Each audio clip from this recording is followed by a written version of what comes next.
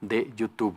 Vamos a abordar el tema de la economía. ¿Cómo estuvo la economía durante 2019? ¿Qué nos espera durante el 2020? Fue el primer año de gobierno de Andrés Manuel López Obrador, quien ya en otras dos ocasiones había intentado llegar a la llamada silla del águila, diría el gran Carlos Fuentes. ¿Cómo lo hizo? ¿Qué se espera para el futuro? ¿Qué hay detrás de las cifras? Se encuentra con nosotros y le agradezco muchísimo de verdad a Marcelo de la Jara, director del Programa de Crecimiento Económico y Mercado Laboral en el Centro de Estudios Espinosa Iglesias. Marcelo, bienvenido a La Octava. Gracias, mucho gusto. Placer estar acá. Pues yo de entrada te preguntaría lo bueno, lo malo, lo feo de este primer año de gobierno y de este 2019 en materia económica.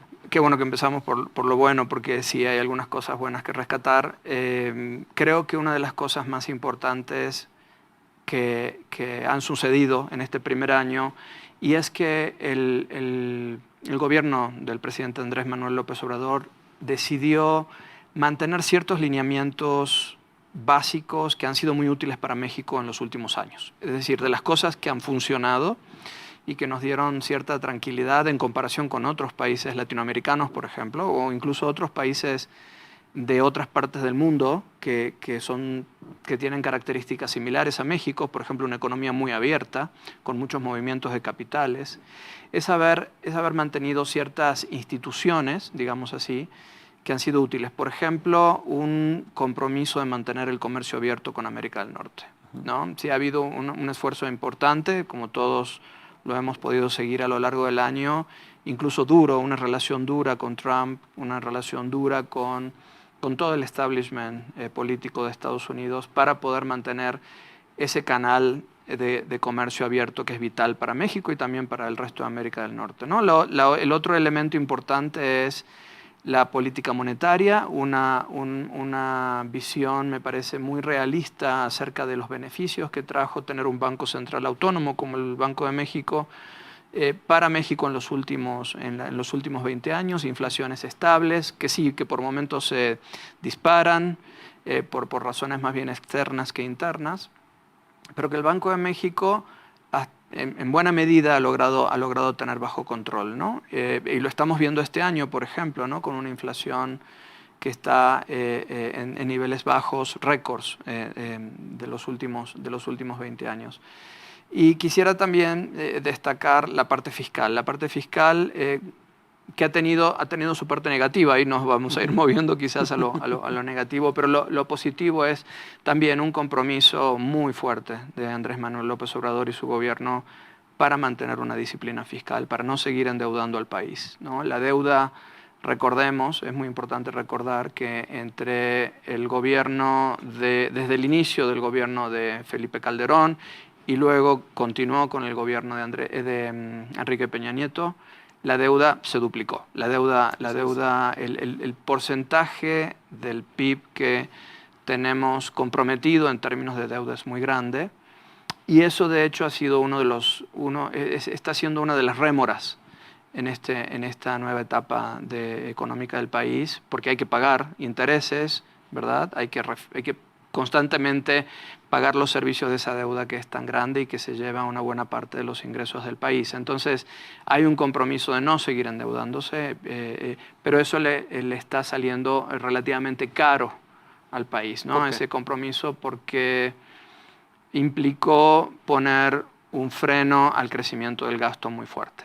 El gasto público es una parte importante del lado de la demanda de la economía, ¿no? Entonces, cuando en el corto plazo, que es lo que estamos viviendo este año y lo que vamos a vivir el próximo año, eso los economistas le llamamos el corto plazo, ¿no? Periodos de un año o menos de un año, el gobierno ha reducido el gasto de una manera muy fuerte, ¿no? Entonces, no solo frenó el crecimiento, sino que redujo el gasto, y eso para tener finanzas públicas controladas.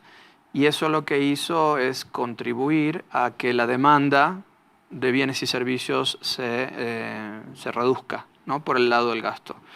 Y ha sido uno de los factores por los cuales la economía le ha estado costando este año crecer, ¿no?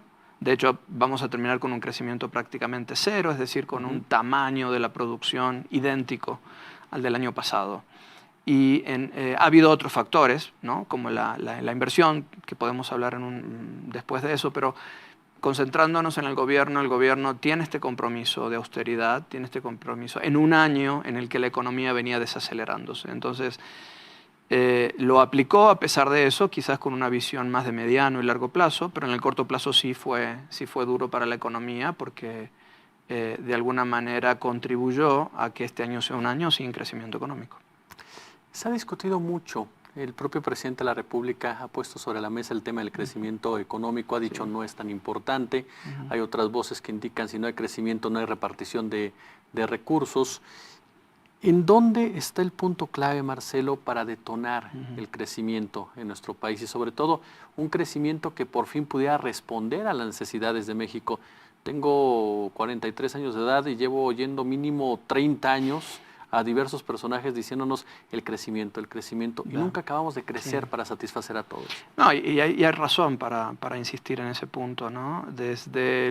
México ha tenido etapas históricas muy diferentes antes y después de la crisis del año 82, ¿no?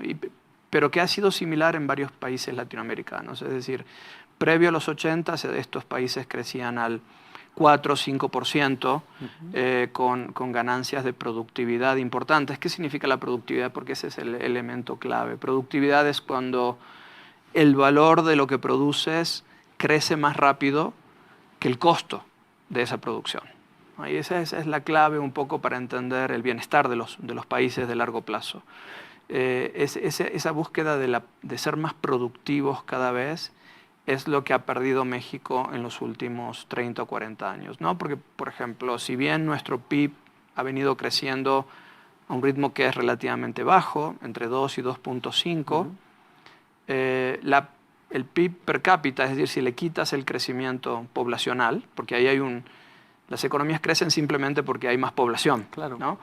Si le quitas el efecto poblacional, ¿qué queda por persona? ¿No? Lo que queda por persona es un indicador muy importante de qué tan productivo estamos haciendo. Y eso ha sido un crecimiento menor al 1%. Menor al 1% indica que en términos reales la cantidad de bienes y servicios que recibe cada habitante de México se va a duplicar cada 70 años si tenemos un crecimiento menor al 1%. Es decir, tienen que pasar muchas generaciones para que notemos una mejoría en el bienestar. Si crecemos al menos del 1% en términos per cápita. Para compararlo, si pensamos en China, que es campeón del crecimiento, o Corea, ellos han estado duplicando el crecimiento, han estado duplicando el ingreso por habitante en sus países cada 15 años, cada 13 años. Es decir, en la vida de una persona, en la vida laboral de una persona, su ingreso se puede llegar a multiplicar 2 o 3 veces. ¿Sí me explicó? Mientras que aquí tenemos que esperar 1 o 2 generaciones para ver alguna mejoría. Entonces, el crecimiento sí es muy importante porque al fin y al cabo el bienestar lo medimos en la cantidad de bienes y servicios a los que tienen acceso las personas.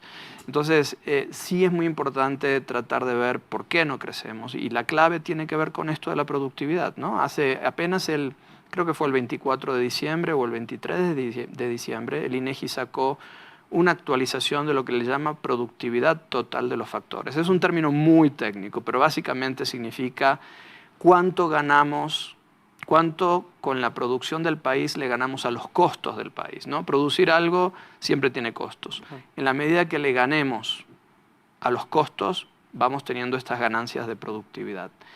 Y para el año 2018, que es el último dato, es un dato que viene un poquito rezagado, pero es muy importante, hemos tenido un crecimiento positivo de 0.14%, ¿no? Que es muy bajo. Si tomamos los últimos 30 años, ese crecimiento es negativo. Es decir, México, en lugar de ser cada vez más productivo, fue cada vez más improductivo.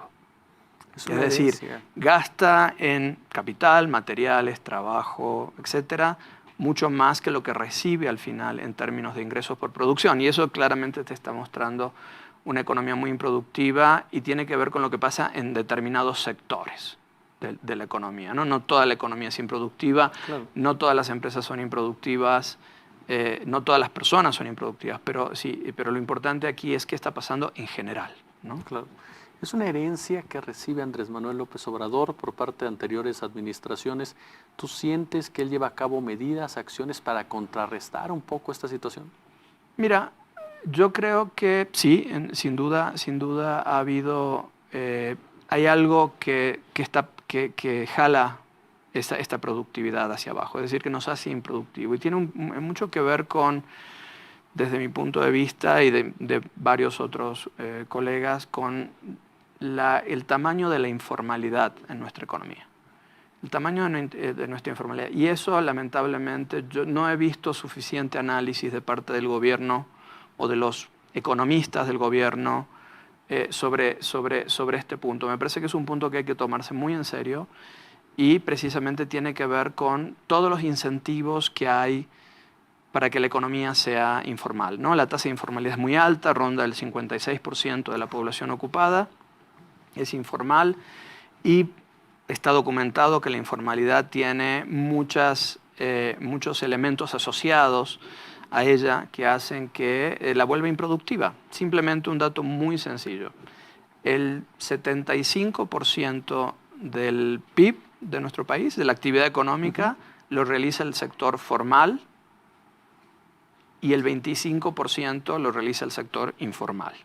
Pero la población ocupada es casi la misma en ambos sectores. Entonces quiere decir que los que están en el sector formal son mucho más productivos que los que están en el sector informal, ¿no? Entonces, caminar en esa dirección, en la dirección de eliminar la informalidad, nos haría mucho más productivos. Eso por un lado, pero además traería otros beneficios, como por ejemplo tener mayor protección social, un sistema de protección social de verdad, que disminuya los costos brutales que enfrentan las familias para tener acceso a la salud, por ejemplo, para enfrentar riesgos de trabajo, accidentes, etcétera, y para tener un sistema de pensión sólido hacia el futuro. Es decir, hay varios elementos alrededor de este tema de la informalidad que me parece que sería importante encararlo con decisión, ¿no?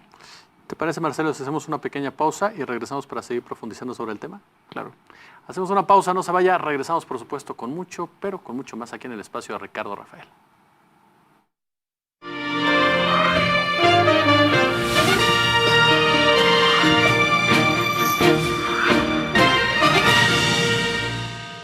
Damas y caballeros, yo soy Edgar Fernando Cruz de 88.1 Radio Centro y estás viendo La Octava. Pero mira cómo beben los peces en el río, pero mira cómo beben por ver a Dios nacido, dice, pero mira cómo beben los peces en el río, pero mira cómo beben por ver a Dios nacido. Amigos, amigas, somos el equipo de Éntrale Sin Miedo. Aquí hablamos como los chayoteros, no se atreven, no les interesa, no les conviene, porque no van a morder la mano que les da de tragar. Les queremos desear felices fiestas, feliz Navidad y que este 2020 venga cargado de mucho espíritu crítico, de bendiciones para ustedes y su familia. Los esperamos de 8 a 10.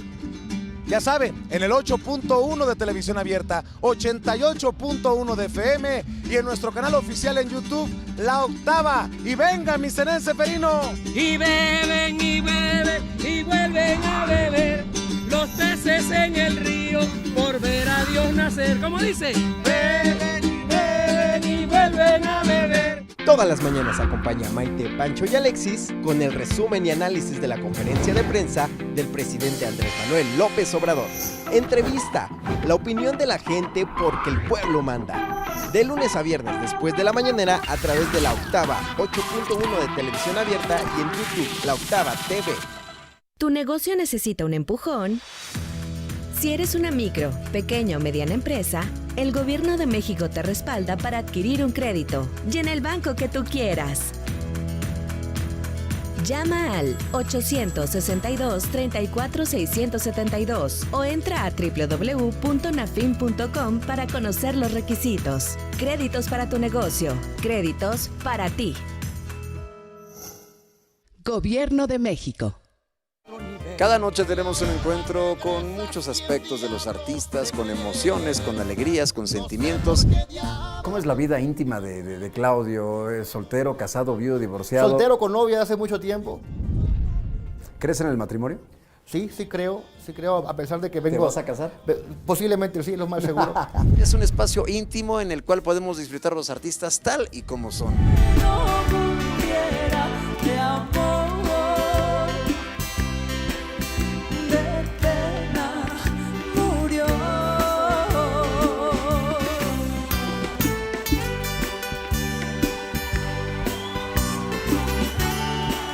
Toda una puesta en escena en un ambiente íntimo solo para ustedes en las noches de Bohemia. Te podré decir cuánto te amo.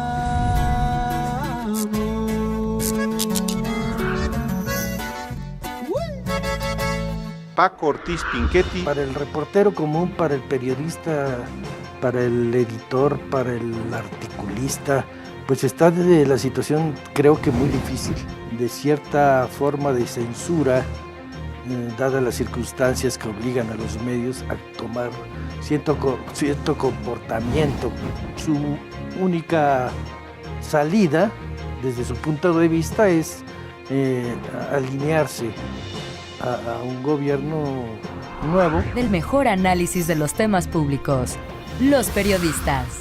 Lunes a viernes, a las 18 horas. La Octava. Julio Astillero, en La Octava. De todo hay. Periodismo de contenido. ¿Cómo te impacta a ti en lo personal tanta violencia? Periodismo crítico. Escuchemos parte de lo que dijo hoy el presidente López Obrador. Julio Astillero, de lunes a viernes, a partir de las 13 horas. La Octava.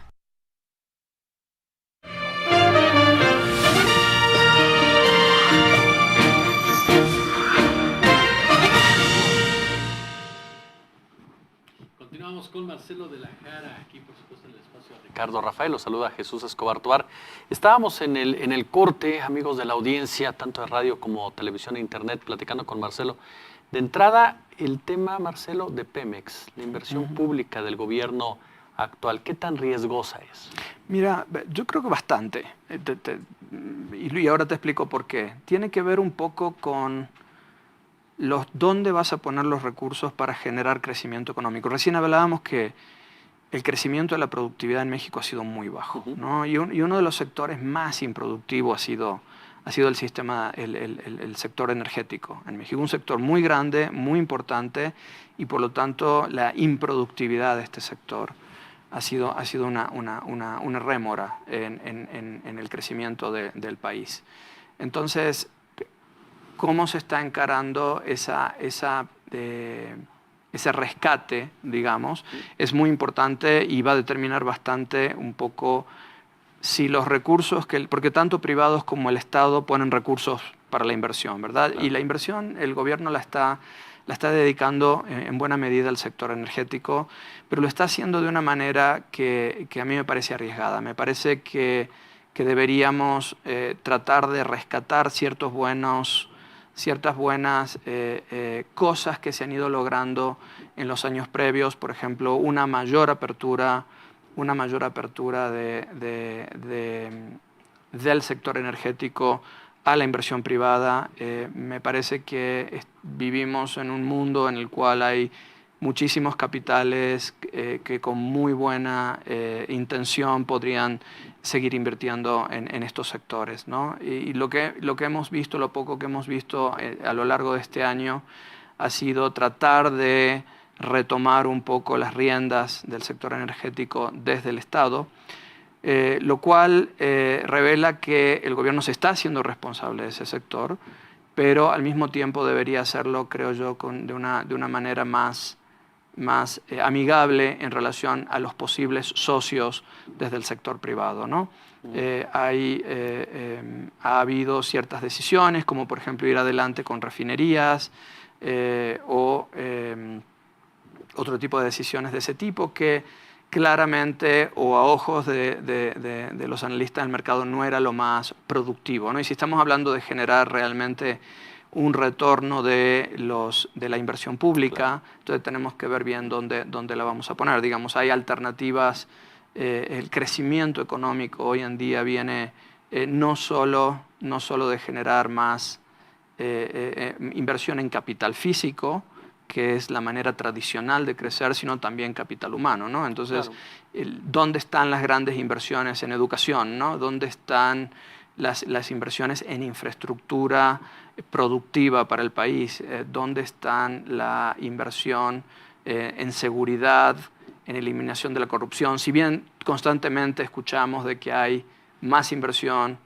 o que se están haciendo cosas para la inseguridad, para eliminar la corrupción, todo esto son o para la educación. En realidad, cuando uno ve las cifras del presupuesto, lo único que ve es una gran inversión en Pemex. Es decir, yo creo que sí es muy importante que haya un diagnóstico acerca de el dinero público, dónde lo ponemos y con vistas a qué, en términos del crecimiento económico del futuro. Pemex es, sin duda, era una empresa que estaba en grandes problemas, o sea, los balances desde el año 2012 para aquí muestran una empresa absolutamente endeudada, una empresa con problemas, con un pasivo que es mucho más grande que su activo, es decir, una empresa prácticamente que si fuera una empresa privada estaría en quiebra. Entonces, resolver esos problemas, ordenarla, eliminar la corrupción en esa empresa, ordenarla me parece lo correcto, pero no hay que olvidar que el crecimiento económico del país, que es lo que estamos buscando en el mediano y largo plazo, requiere de inversiones estratégicas del gobierno en varios ámbitos, ¿no? Uno es quizás la energía, aunque ahí podríamos tener la ayuda del sector privado, pero educación, desarrollo territorial,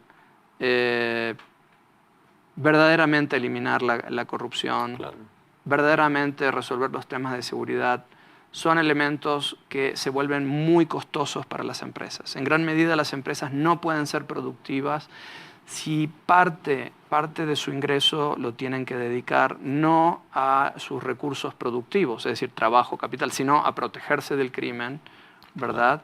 O se pierden en el camino, en la corrupción. Eso es lo que hace improductivo al país. Entonces, sí, a mí me gustaría ver una discusión igual de apasionada que hay hacia Pemex, ¿no? de salvar Pemex o de resolver Pemex, hacia los otros factores que determinan el crecimiento del país. Andrés Manuel López Obrador ha dicho, Marcelo, que busca darle a la economía un rostro más social, ver por aquel que menos tiene y que durante décadas ha sido olvidado por otras administraciones. ¿Tú ves que va hacia ese camino? ¿Sientes que se está repitiendo lo mismo que en otros años? ¿No alcanza?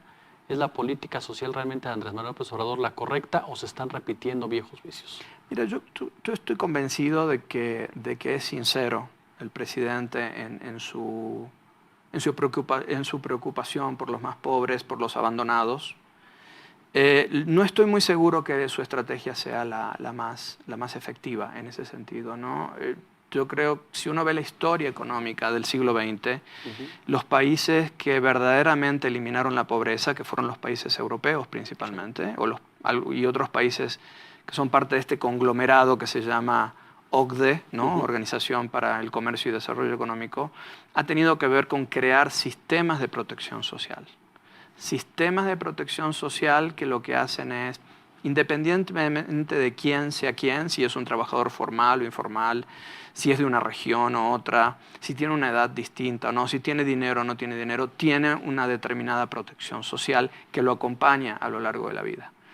Eso hace que las personas sean mucho más libres, que tengan mucho más recursos, se liberan de cargas ellos mismos que les permiten participar en la economía de una manera más efectiva.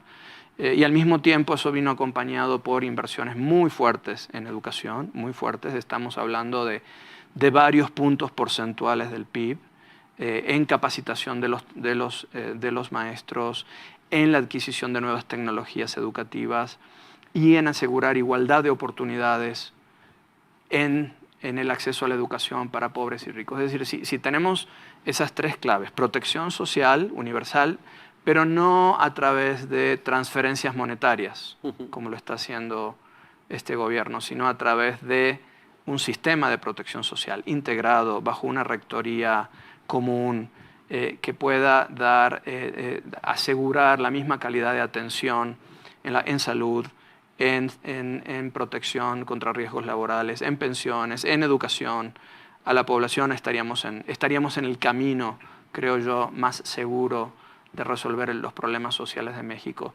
La elección del presidente de hacer transferencias directas a las familias, a los jóvenes, a los pensionados, a las familias que tienen niños pequeños, en lugar de, con el tema de las guarderías, estoy pensando, en lugar de dárselos a las guarderías, dárselos a las familias. Es decir, una idea de una transferencia directa, porque creo que, quiero eliminar a los intermediarios para que no haya corrupción.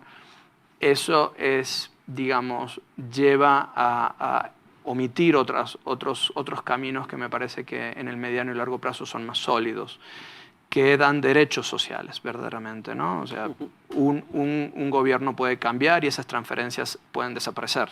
Pero cuando uno crea instituciones y genera derechos para la población, eso es muy difícil que luego se revierta, ¿no? Entonces a mí me parece, a mí me gustaría ver más una discusión también de parte del gobierno, una propuesta en la cual el desarrollo social se construya con base en ese tipo de instituciones. Finalmente, Marcelo, y agradeciéndote estos minutos para la octava, al inicio de su gobierno Andrés Manuel habló, y lo comentábamos ahí en el corte, de separar el poder político del poder económico. Hubo hasta un enfrentamiento muy fuerte a raíz del tema del aeropuerto internacional en Texcoco. ¿Se ha limado esta aspereza? ¿Se ha separado ese poder político del poder económico? ¿Se sigue manejando la economía de manera ideologizada? A mí inicialmente esa idea de separar el poder político del poder económico me parecía extraordinaria, pero creo que solo se ha interpretado de un solo lado, es decir, lo que desde el gobierno del presidente Andrés Manuel López Obrador se ha hecho es poner freno quizás a la influencia que tienen ciertos grupos económicos o ciertas personas que tienen muchos recursos sobre la acción del gobierno en ciertas cosas. Pero me parece que lo mismo se requiere del otro lado. Es decir, el gobierno tiene que, si vamos a separar el poder político del poder económico, esa separación tiene que venir de los dos lados. Porque hay tanto una influencia de la parte privada sobre el gobierno como del gobierno sobre la parte privada, ¿no? Y entonces lo que se ha hecho, me parece, es frenar o intentar frenar esa influencia desde el sector privado en el gobierno, pero el gobierno no ha hecho lo propio desde el lado del gobierno. Y tiene que ver un poco con lo que decíamos recién de Pemex, que al fin y al cabo es una empresa, pero donde las cuestiones políticas están todavía influyendo mucho en la trayectoria de las variables económicas de esta empresa. De la misma manera, ciertas decisiones de dónde poner los recursos del Estado, que si bien es una prerrogativa de los gobiernos, debería tener en cuenta un poco que del otro lado hay también un sector privado que podría ser un buen socio en muchas cosas, ¿no? Entonces, me parece que esto de separar lo económico de lo político sí es muy importante, pero tenemos que hacerlo de las dos maneras, ¿no? De los dos lados tiene que haberse ese retraerse para ver realmente cuál es la función de cada uno de estos actores en el crecimiento económico y en el desarrollo social del país. Marcelo de la Jara, director del Programa de Crecimiento Económico y Mercado Laboral en el Centro de Estudios Espinosa Iglesias. Marcelo, un verdadero placer recibirte aquí en La Octava, a aprender de tus comentarios. Gracias por la invitación.